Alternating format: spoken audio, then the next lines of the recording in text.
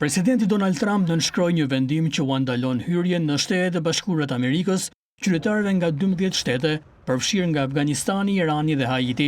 Presidenti Trump tha se ndalesa e udhëtimit është e nevojshme për të mbrojtur amerikanët nga sulmet terroriste, sikurse sulmi që ndodhi më 1 qershor në Colorado. Autoritetet thanë se një grup personash që protestonin në mbështetje të pengjeve izraelite që mbahen nga Hamasi, grupi palestinez i shpallur organizat terroriste nga SBA-ja dhe BE-ja, u sulmuan nga një shtetas egjiptian. The recent terror attack in Boulder, Colorado has underscored the extreme dangers posed to our country by the entry of foreign nationals who are not properly vetted. Sulmi i fundit terrorist në Colorado ka vënë në parë rreziqet ekstreme që i kanosën vendit tonë, nga hyrja e shtetësve të huaj që nuk kanë kaluar nëpër kontrolle siç duhet, si dhe nga ata që vijnë këtu si vizitor të përkohshëm dhe qëndrojnë më gjatë se sa lejohet me vizat që posedojnë.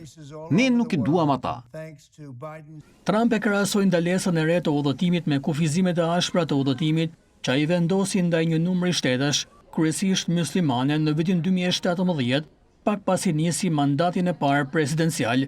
Ai tha se ai vendim ishte një nga politikat më të suksesshme të mandatit të tij të parë dhe ishte pjesa e rëndësishme e parandalimit të sulmeve të mëdha terroriste nga jashtë në SBA, duke përmendur sulmet terroriste që kanë ndodhur në Europë në vitet e fundit. Përveç Afganistanit dhe Iranit, shtetet që përfshihen në ndalesën e re janë Burma, Çadi, Republika Kongos, Guinea Ekuatoriale, Eritrea, Haiti, Libia, Somalia, Sudani dhe Jemeni.